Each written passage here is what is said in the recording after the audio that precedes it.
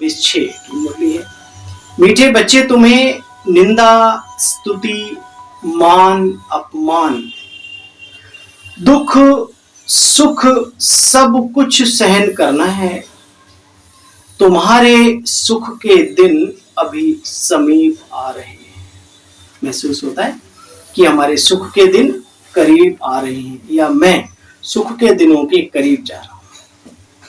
तो क्या सहन करना है? निंदा, स्तुति, मान, अपमान, दुख, सुख सब कुछ सहन करना है। तुम्हारे सुख के दिन अभी समीप आ रहे हैं, आज की हेडलाइन है। प्रश्न है, बाप अपने बच्चों को कौन सी वार्निंग देते हैं? बच्चे कभी भी बाप से रूठना नहीं, किसी से नहीं रूठो। रूठने का कोई हमारा धंधा थोड़ी ना है। बच्चे कभी बाप से रूठना नहीं, अगर बाप से रूठेंगे तो सदगति से भी रूठ जाएंगे। बाबा वार्निंग देते हैं, रूठने वालों को कड़ी सजा मिलेगी। ईश्वरीय कार्य में ये रूठने का सिस्टम बहुत खराब है। आपस में या ब्राह्मणी से भी रूठे तो फूल बनते बनते बच्चे कांटा बन जाएंगे। इसलिए बहुत बहुत खबरदार रहो, अपने ऊपर बहुत अटेंशन रखो कि छोटी छोटी बातों में हमारा टाइम वेस्ट तो नहीं हो रहा। नहीं तो पश्चाताप के सिवाय मैं समझता हूं कुछ भी हाथ लगने वाला नहीं है। धीरज धर मनुआ, धीरज धर, तेरे सुख के भरे दिन आएंगे। तकदीर का सूरज चमकेगा, गम के बादल छट जाएंगे। धीरज धर। इस जीवन में धैर्यता की बहुत आवश्यकता है, और जो धैर्य रखना जानते हैं वो प्रभु फल भी प्राप्त होता है उनको। क्या होता है प्रभु फल? प्रभु की सर्व प्राप्तियां उन्हें धीरे धीरे होने लगती है, लेकिन धैर्यता के साथ। ओम शांति। बाप कहते, बच्चे तुम्हारी यह यात्रा है।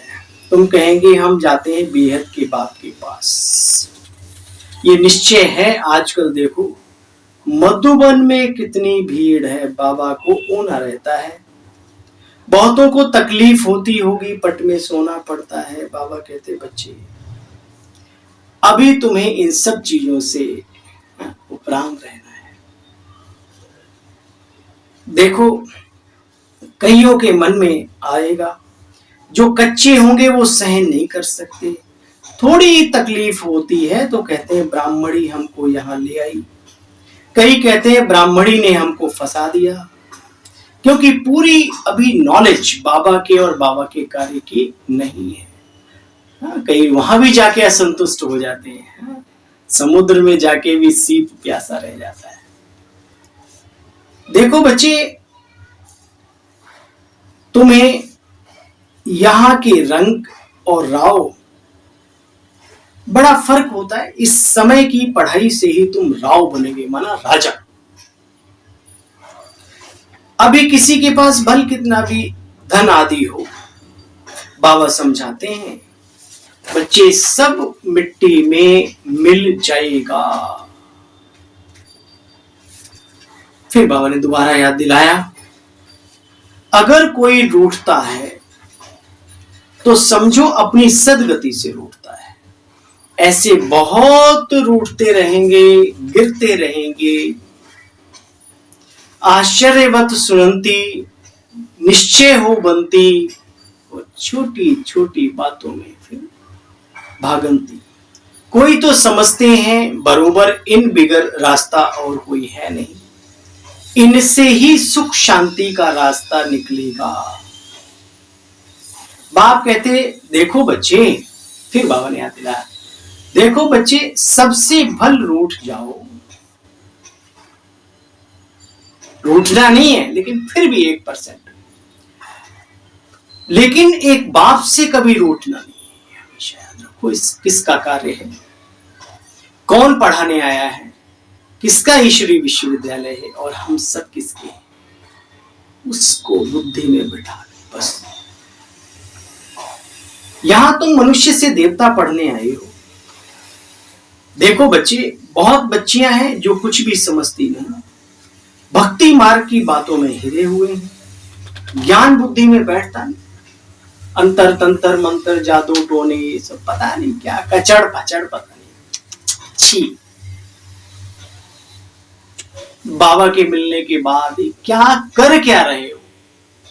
खुद का पुरुषार्थ नहीं होता ना, फिर तो इन्हीं चीजों में आत्मा भटकती है। खैर तुम्हारा भी भला, 33 करोड़ में तो आओगे ही आओगे। देखो बच्चे, भक्ति की आदत पड़ी हुई है। कहते भगवान है तो क्या नहीं कर सकता, मरे को जिंदा कर सकता है। बाबा के पास आते हैं, कहते फलाने मनुष्य ने मरे हुए को जगाया, क्या आप नहीं कर सकते? तो जिस मरे हुए को जिंदा किया वो दोबारा मरा नहीं क्या? जिसकी बीमारी कहीं से ठीक हुई वो दूसरी बीमारियों से ग्रसित नहीं हुआ क्या? ये सब अपने कर्मों के लेखे जोखे। भगवान आया है नई दुनिया स्थापन करने, नए संस्कारों को डेवलप करने मनुष्य आत्माओं में, ना कि मरे को जिंदा करना। फिर तो इन्हीं चीजों की भीड़ लग जाए। कर तो बाबा सब कुछ सकते हैं, लेकिन करते नहीं है। क्यों? क्योंकि फिर ज्ञान ध्यान छूट जाएगा। इसी कतार में सब लग जाएंगे कि हमारे सिर पे बाबा फूंक मार दे और मैं अमर बन जाऊं। बाप कहते बच्चे, बेहद का बाप बच्चों से पूछते हैं, बच्चे तुमको इतना साहूकार में बना करके गया, फिर तुम्हारी दुर्गति कैसे हुई? कहते बाबा, रावण ने आकर के सब तहस नहस कर दिया द्वापर युग से। बाप कहते बच्चे, मैं अभी कालों का काल आया हूं, एक धर्म की स्थापना और बाकी सब धर्मों का विनाश करने। ये जो जखीरा वैज्ञानिकों ने इकट्ठा किया है विनाश लीला को अंजाम देने के लिए, ये शोकेस में रखने वाले शोपीस नहीं है, ये यूज हो रहे हैं और दिनों दिन दिन प्रतिदिन ये यूज होते जाएंगे। देखो बच्चे, ज्ञान यज्ञ में सब कुछ स्वाहा होना है। बाप के बिगर और तो कोई समझा ना सके, तो तुम बच्चों को अंदर में बड़ी खुशी होनी चाहिए। परंतु माया का सामना ऐसा होता है जो बाप की याद ही मिटा देती। बाकी सब याद रहता है, सिर्फ शिव बाबा याद नहीं रहता। तुम बच्चों को दुख सुख मान अपमान निंदा स्तुति सब कुछ सहन करना है। मैं आया हूं पतित से पावन होने की युक्ति बताने। पवित्र नहीं बनेंगे तो फिर बच्चे धारणा भी नहीं होगी। पंडित की कहावत है, राम राम कहो तो सागर पार हो जाएंगे। बच्चे सब यहाँ के यादगार हैं। दूसरों को सिखाने वाला खुद पीछे रह जाता है और सीखने वाला जो है वो आगे निकल जाता है। अच्छा, मीठे मीठे खिलते बच्चों प्रति माता पिता बाप दादा का याद प्यार और गुड मॉर्निंग। रूहानी बाप की रूहानी बच्चों को नमस्ते। और बाबा हम सब बच्चों की भी आपको नमस्ते। सार का भी सार है, किसी भी कारण से बच्चे पढ़ाई नहीं छोड़नी। और उठने की बात चली थी, सजाएं बहुत कड़ी हैं उनसे बचने के लिए, और संग सब तोड़ एक बाप का संग जोड़ना है। ज्ञान इंजेक्शन व अंजन देने वाला एक बाबा है। उस अविनाशी सर्जन से कोई भी बात छिपानी नहीं। बाप को सुनाने से झट सावधानी मिल जाएगी। वरदान है वरदानी बाबा का। तन की तंदुरुस्ती, मन की खुशी और धन की स्मृति द्वारा श्रेष्ठ भाग्यवान आत्मा भव। संगम युग पर सदा स्वस्थिति में स्थित रहने से तन का कर्म भोग सूली से काटा हो जाता है। बच्चे, तन का रोग योग में परिवर्तन कर देते हो, इसलिए सदा स्वस्थ रहते हो। मन मनाभा होने के कारण खुशियों की खान से सदा संपन्न मन की खुशी भी प्राप्त होती है। देखो बच्चे, ज्ञान धन वालों की प्रकृति भी दासी बन जाती, सर्व संबंध भी एक के साथ, संपर्क भी होली हंसों से, इसलिए श्रेष्ठ भाग्यवान का वरदान प्राप्त हो जाता है ऐसी आत्मा। स्लोगन है, याद और सेवा का दोनों का डबल बैलेंस ही डबल लॉक है। माया ऐसे व्यक्ति के अंदर प्रवेश नहीं कर सकती जो याद और सेवा में बिजी रहते हैं। इशारा है, अव्यक्त आत्मिक स्थिति में रहने का अभ्यास करो, अंतर्मुखी बनो। शांति। आप सभी से आज्ञा चाहिए और कल फिर मिलते हैं बाबा की मधुर मुरली के साथ। तब तक के लिए ओम शांति, नमस्ते, नमस्कार।